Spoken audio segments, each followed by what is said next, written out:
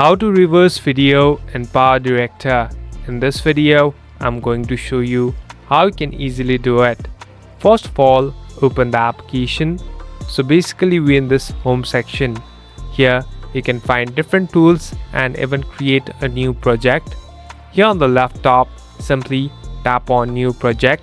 Now select the video that you want to edit. So here I'm tapping on one. Now we're in this editing platform.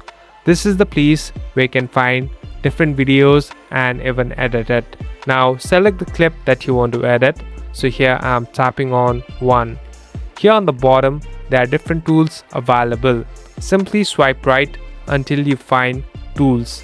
Tap on tools and here on the second option tap on reverse. So after you hit on reverse, the video will automatically be reversed and there will be a different change. So it will take some time and you're all set to go. Thank you for watching this video. I hope this video will help you.